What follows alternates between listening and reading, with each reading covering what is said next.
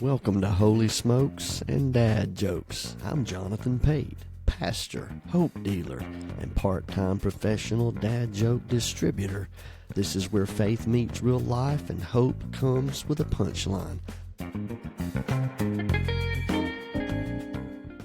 Well, welcome to Holy Smokes and Dad Jokes. I'm very excited about today. I've got one of my best friends in the whole wide world with me, Mr. Chip Howell. Chip, so glad to have you here with me today. Jonathan. When you tell me that, I just almost cry. Probably not for a good reason. But No. We've talked about that, and I count you the same. Well, good. We'll get in. You know what? We got rules on this show because I was about to dive into something else. And so the rules of the show says you got to bring a dad joke or two. Okay. So have you got something? Well, you know what Elvis said to his landscaper? No, I don't. Thank you very much. Thank you very much. Mulch. That's our first impression, too, on the show, so that's How good. about that? Did I pass? I think so. Okay. When you come across an apple tree in an orchard, how many apples are on it?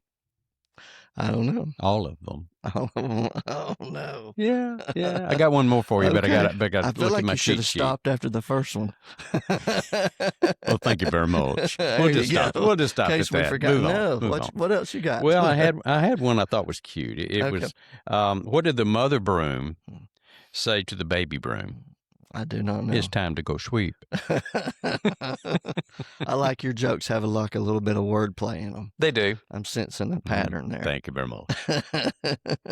All right. That was pretty good. Not bad. I didn't know what to expect. Came right out of Google. There's dad jokes on Google. Google's pretty good. Yeah. Google's helped me a lot. Amen. I've got a couple, but I'm going to wait on mine. Okay. We'll throw those in later. So Okay.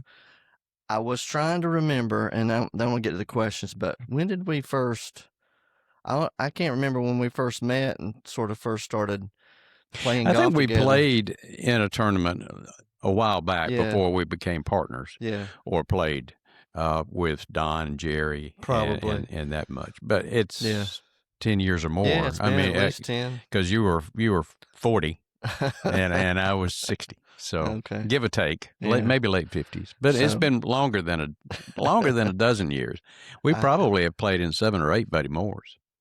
Yeah, you're probably right. Yeah. You're probably right. We're gonna win it one day. when you get a good partner. Let's talk about golf in a few minutes. Yes, let's do.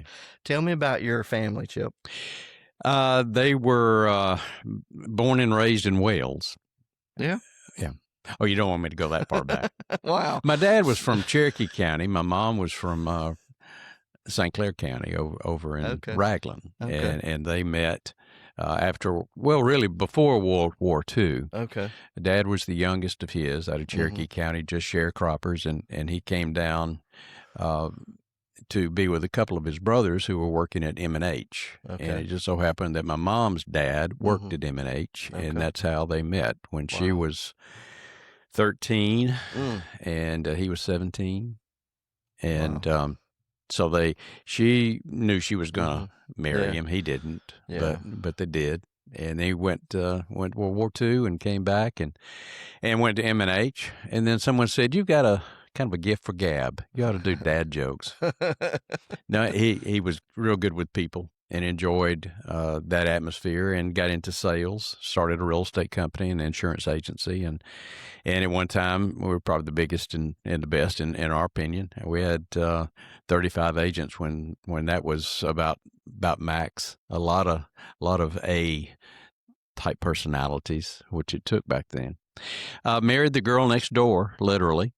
Carol was born in April. I was born in January. And her mother, pregnant with her, heard me screaming as they brought me home from the hospital.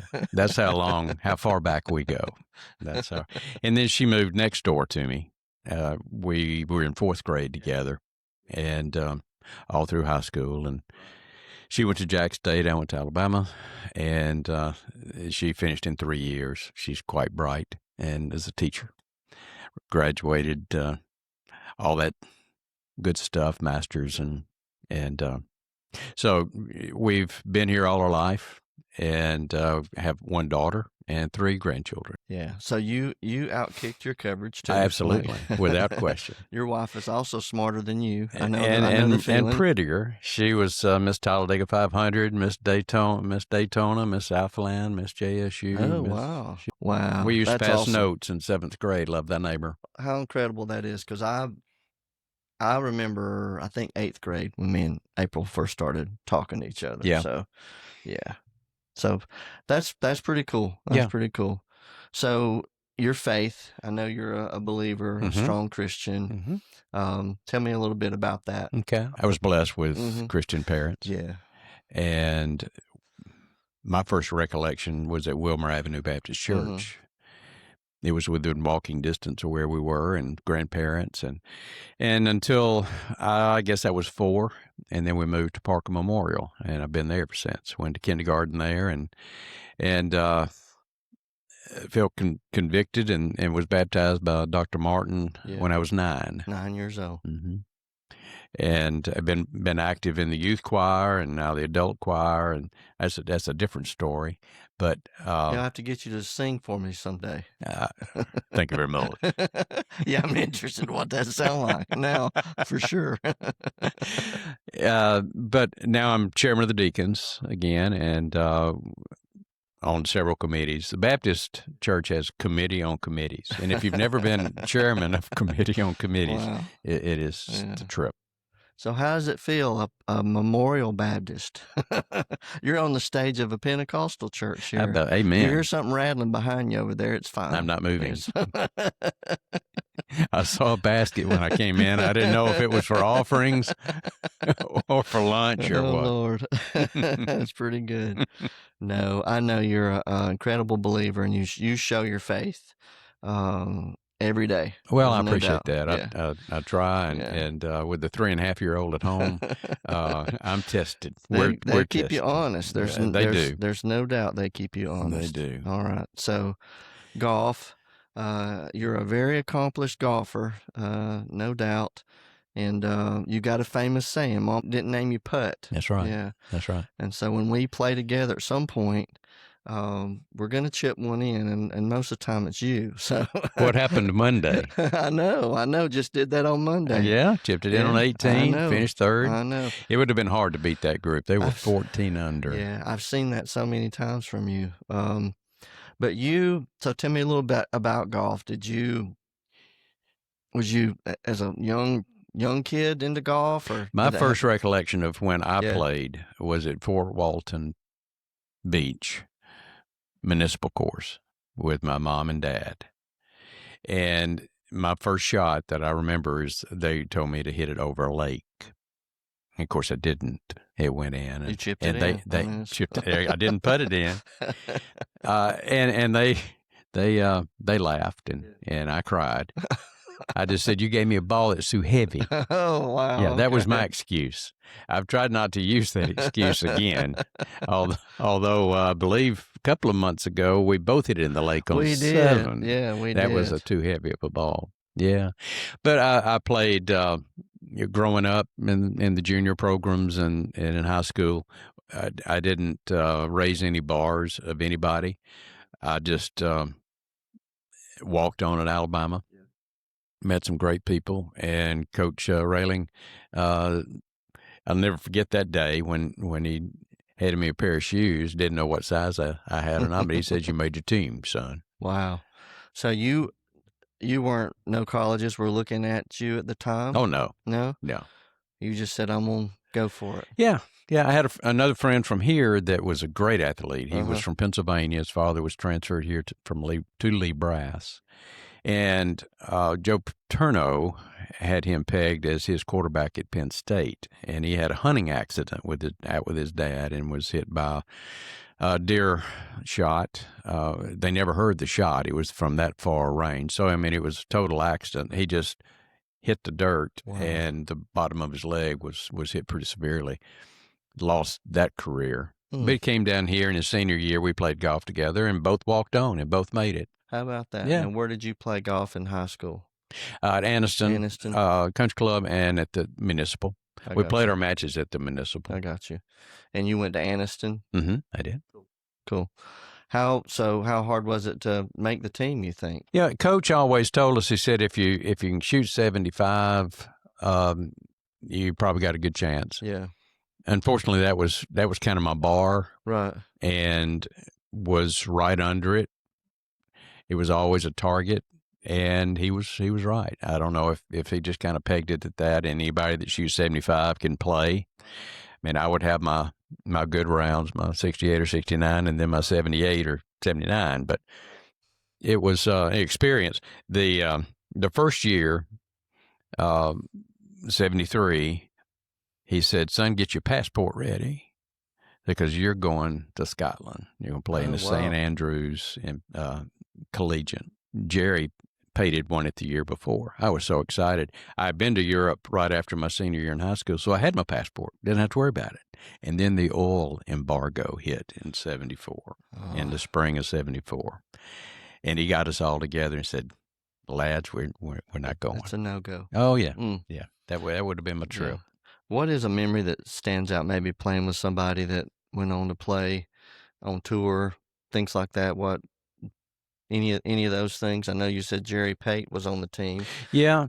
After Jerry won the Open, he came back in the early 80s and had a Jerry Pate Junior golf tour. And I helped Simon Bannister with that. And occasionally I would play an exhibition with Jerry in that. Well, I believe it was 80, maybe 87, the summer of 87. He brought Larry Mize, who had just won the Masters. And so Jerry and Larry and I played an exhibition. How about that? And I snapped my first ball at the country club out of bounds and didn't miss another shot. I've done that before.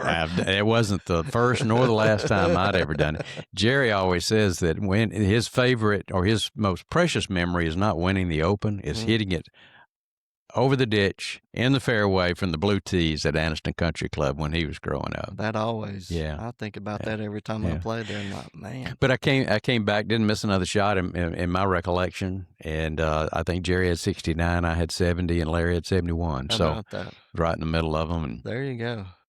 And I played with some great players, some wonderful memories, some comical ones, but I had the honor to play in the first Tournament Players Championship Pro-Am at Atlanta Country Club. And after I'd played my round, which I played with Gay Brewer, Paul Horning, and Buddy Greco, and he was a great singer from Vegas. I don't know how I ended up in that group. But I went on out and watched. I wanted to see Arnie. Right. And this is the days of metal spikes. And there's a road that goes between, I believe, 15 green and 16 tee. And Trevino was coming up 15, so I waited to see him. And then I ran up so I could see Arnie hit on the par 3 16. Yeah. And my feet just hit asphalt louder than you've ever heard it before. Right. And I freeze in the middle of the street and look up, and the crowd parts like the parting of the sea, and Arnie's up there just looking at me, grinning, just waiting on me to stop doing something. But he gave me a thumbs up. So how about that? I got that going for me. Yeah. Oh, that's incredible. Yeah. That's incredible. The Calhoun County Sports Hall of Fame was certainly an honor, and it kind of culminated a lot of things. I'd always taken it too seriously when I was younger, and when I relaxed and just enjoyed it, did it for business, I played much better. I played in U.S. Amateur, U.S. Senior Amateur, British Amateur, and it's just every level is just heightened by that. But about 10 years ago, and I don't think I've told you this story, I was really hurting physically from psoriatic arthritis and had not got a good diagnosis, and didn't know if I was really ever going to be able to play to the level that I'm playing now, shooting my age. Every time. And Lord and I just had a communication, and I said, "Lord, I've always loved singing, and you can take golf from me, but let me get back in the choir and go sing." And he did, and then he blessed me even more by my psoriatic arthritis treatment, and then allowing me to play even better than I'd played before. So God is great. I do remember when we first started playing together, you had trouble with that. So Yeah. that was 10 years or so Yeah. ago. Yeah. So before we move on from golf, what would you say? Because you've, like I said, you've played with Jerry Pate and Larry Mize, and what's the one thing that separates, someone that's playing on that high of a level and someone like yourself, or someone that's really good but just not, what do you think the difference is? Having played beside them. It's so much psychological. The confidence level that they have. Jerry, he had a 5-iron on 18 at the U.S. Open, 3 feet, and won it over water. He didn't have a heavy ball. And he always called himself the greatest 5-iron player ever was. And he did that at the Tournament Players Championship the first year at Sawgrass and hit it about a foot and made it and won, then jumped in the pond. That confidence has always exuded from him, to the degree that he was not well liked on the tour at all. But kind of like a Patrick Reed. I think Patrick Reed, who's playing well at the Masters right now, I don't think anyone questions his confidence. No, he's confident. I must make you really confident, because you always play good when we play. But I hear what you're saying, because if you play, when I play in the 2-man scramble with you, I hit shots that I don't, either I don't try them or I just don't feel as confident about them. Because I know that I'm more free swinging it, and so. Well, I'll give you that psychological stuff. Yeah, well, I'll give you that ability. I'll get my drive out there in the fairway, and then you. I ain't got to worry about any of that. So that makes sense. That makes sense. I always enjoy playing golf with you. I think I forget though when we play golf with somebody else in our group. Not so much Don.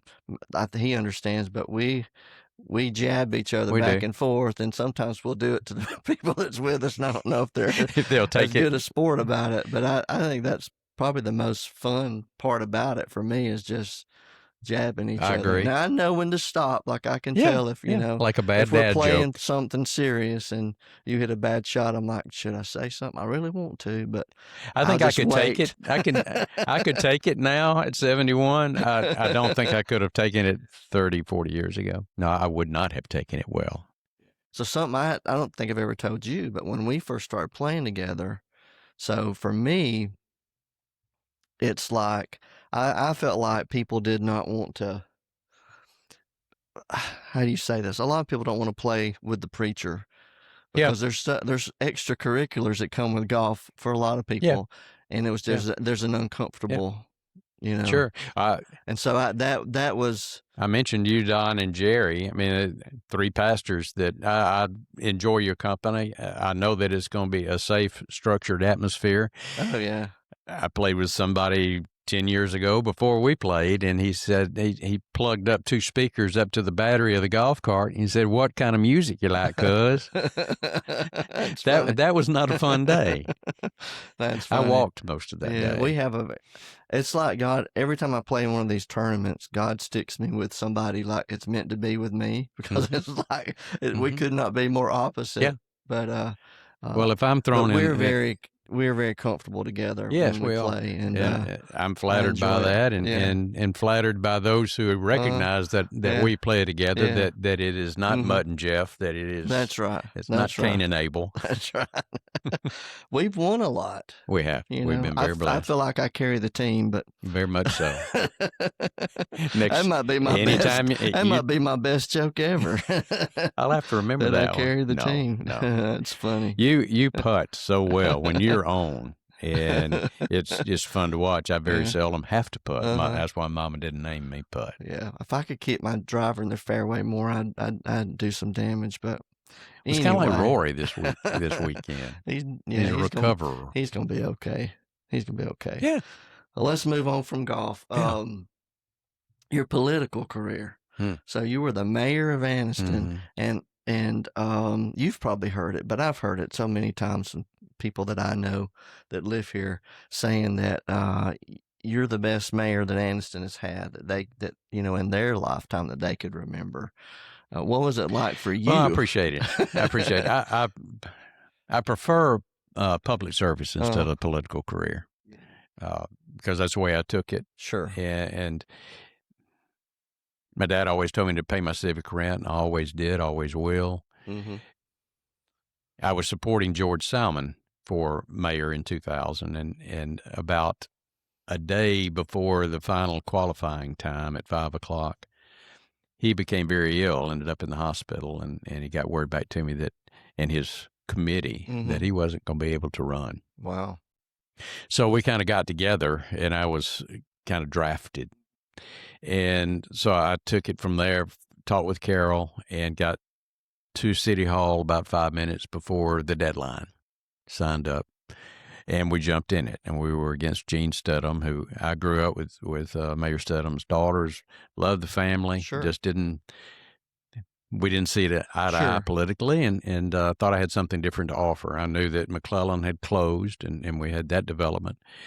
We had the incinerator issue with 7% of the chemical stockpile. There's a lot going on back then. Throw in some PCBs.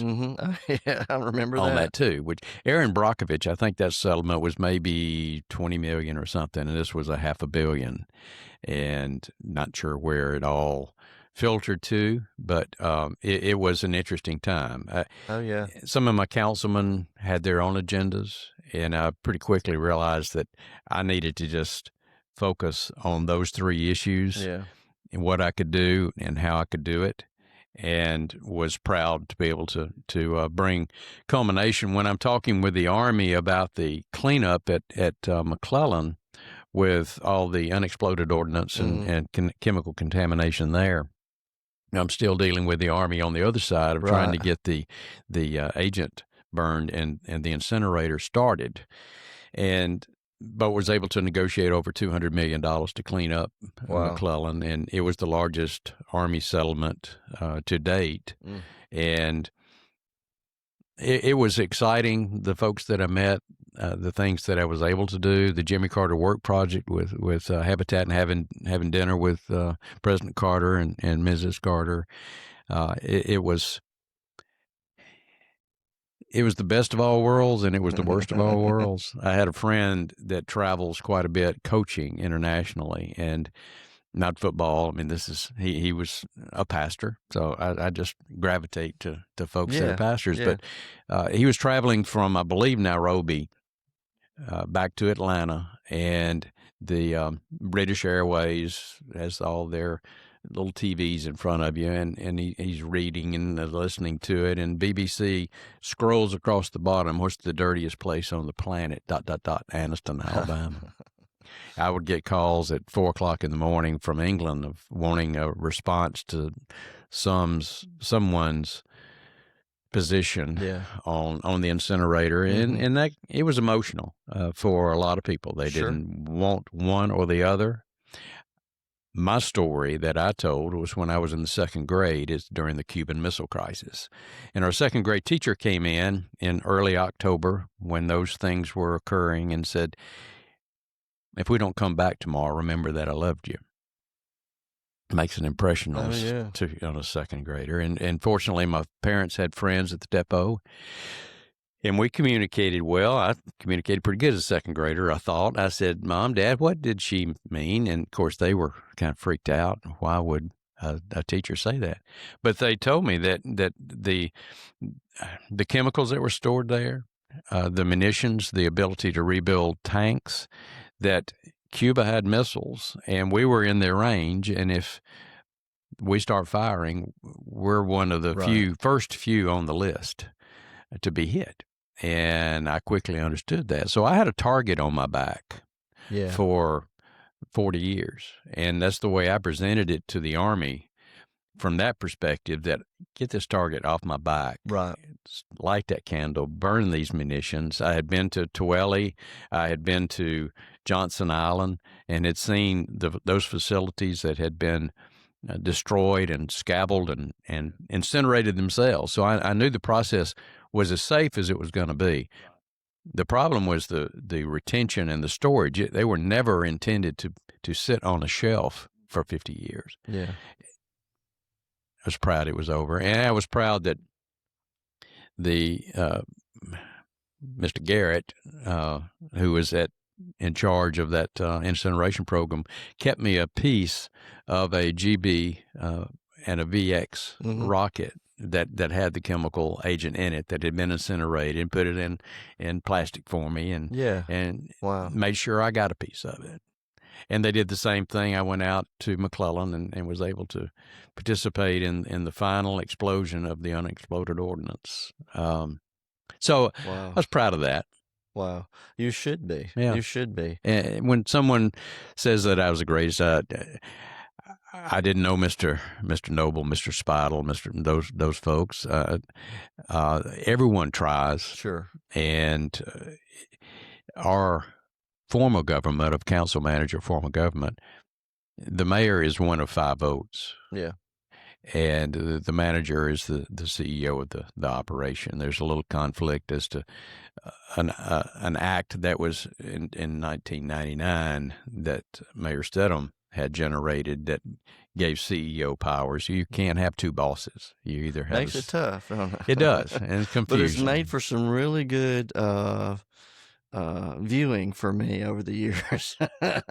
I remember over the years tuning in the afternoon on social media and watching the council sessions, and there was lots of entertainment. Yes, we'll say. I didn't allow it. They did have them before and after, but I knew that some had their own agendas and wanted as much exposure as they could, and they got enough outside the council chambers. Right. Was that the most difficult part of being mayor? Like, what, if you could just name one thing, was that part of it the most, getting people to work together? Yes. And then having the JPA, Joint Powers Authority, trying to redevelop McClellan, and it's like developing your own city in a city, and now the city has the complete operation.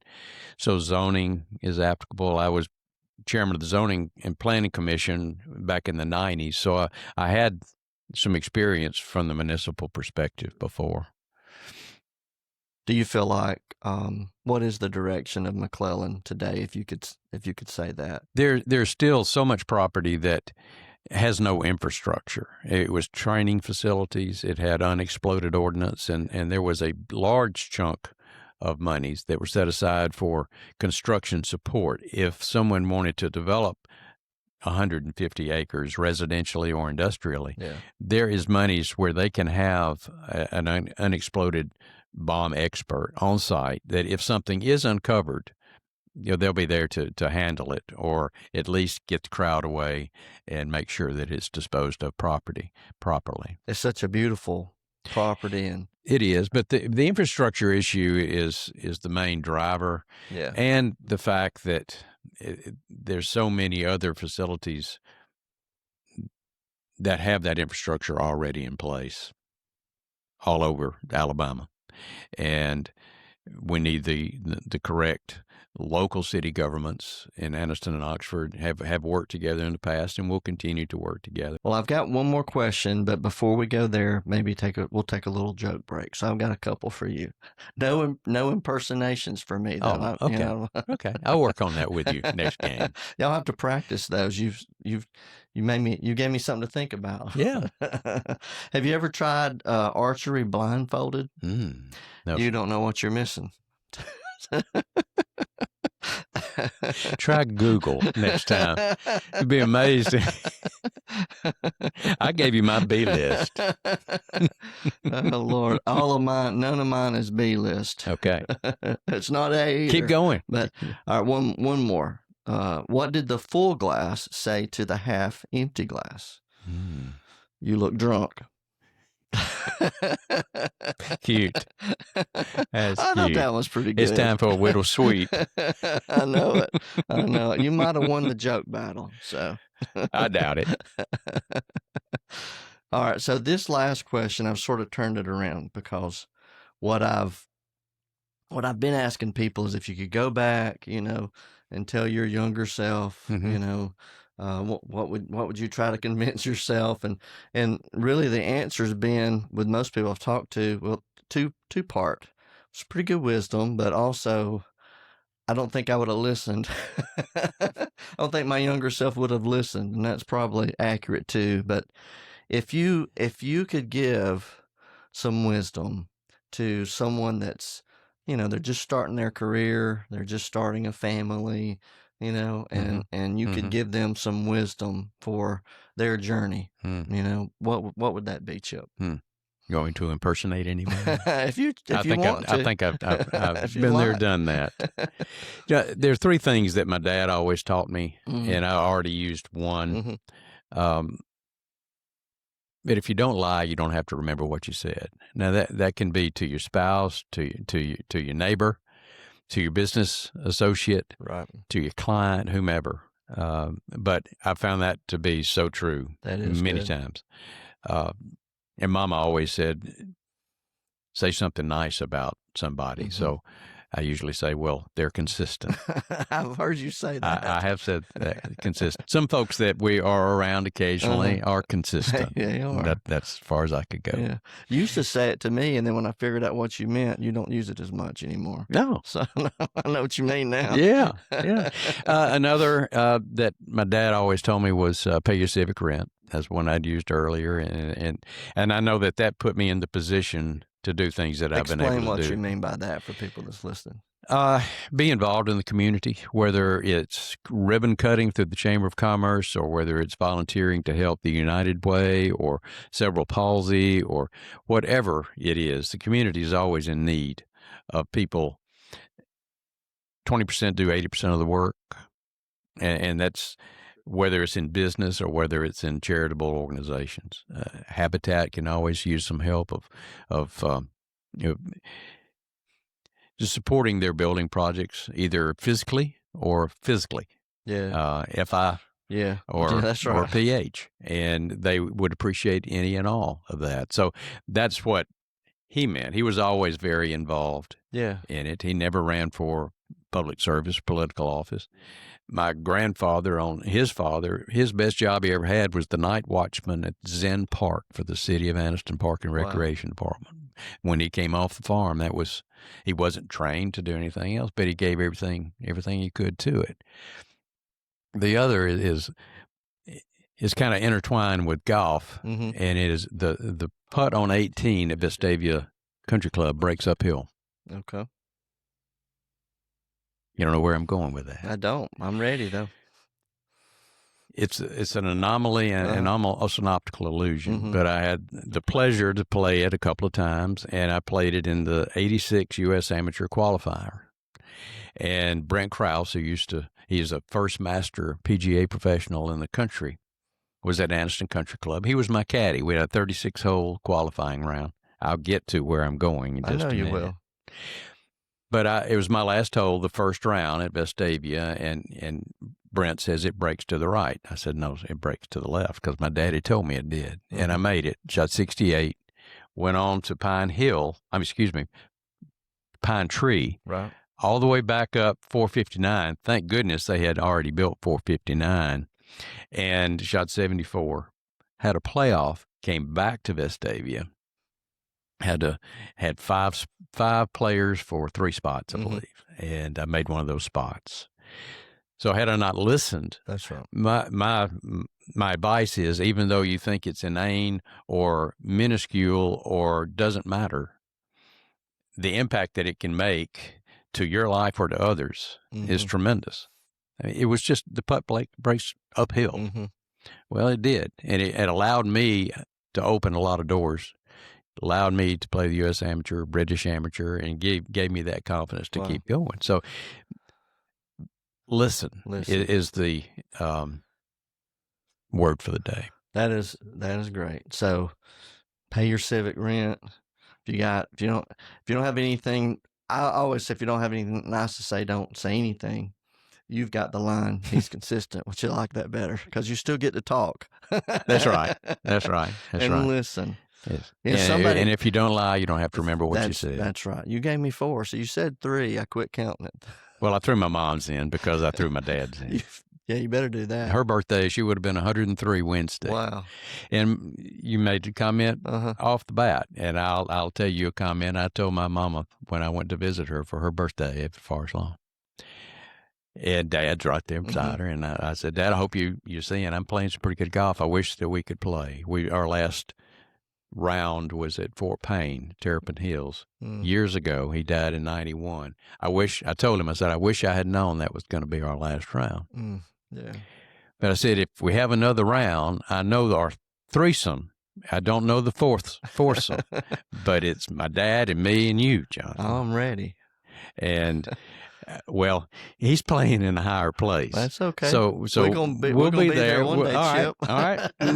We got our first afternoon. We have a break. We'll do that. We'll just see who be a part of that group. Well, we'll see who our fourth will be. There you go. We'll leave that hanging. Yeah. Well, maybe Don can work his way in. Who knows? I bet he'll be there. But I'm not selling tickets or punching them right now. I hope. Yeah, I know. Yeah.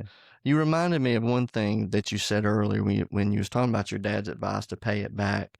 A buddy of mine sent me a little, I wish I could remember exactly what it said, but it was a little picture, and it had these little stick people in lines, and the longest line was for the complaints.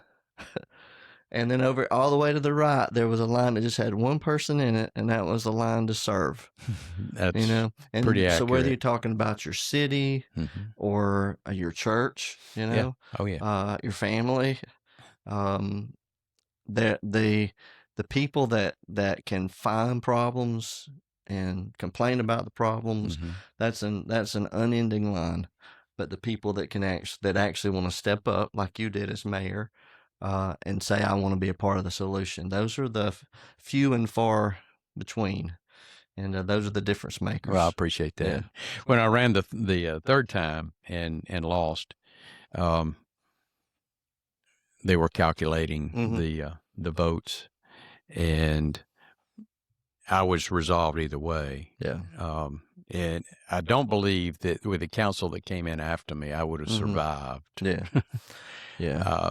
It really wears on you. The first, at 4:00 the next morning after I was first elected and sworn in, phone rang. My phone number was in the book. That's when we still had a book, still had a landline. 4:00, this the mayor? I said, yes, ma'am. So, well, your police department just put my son in jail. I want you to get him out. I said, ma'am, if I tried to do that, they'd put me in his place. Have a nice night. Hung up. I rolled over to Carol and I said, I am the mayor. That was my convincing moment. Right. It doesn't come any clearer than that. Yeah. But I am so honored. Feeling, by the way. so honored that I was able to be. You invited me to be the first outside of the family of your 47 cousins. I've been talking to cousins and my dad and so this is a special moment. I've sort of broke out, and I still got lots of cousins I'm gonna talk to. Well, I'm glad I jumped in front of them. I got a big family, but yeah, it's such an honor and privilege to have you join me today. Well, is there anything you'd like to say? Have you said everything you want to say? I think probably too much. Right, so thank you very much. So I was trying to set you up, and I was wondering, will he get it? And you did. So it's been an honor. You're still Again, pretty thank sharp. you, and we'll see you on the links here pretty soon. Thanks so much, Chip. Pleasure. If this episode encouraged you, share it with someone who could use a little hope, or at least a decent dad joke. Remember, no matter what you're walking through this week, you are not alone. You are deeply loved, and there is always more grace than you think.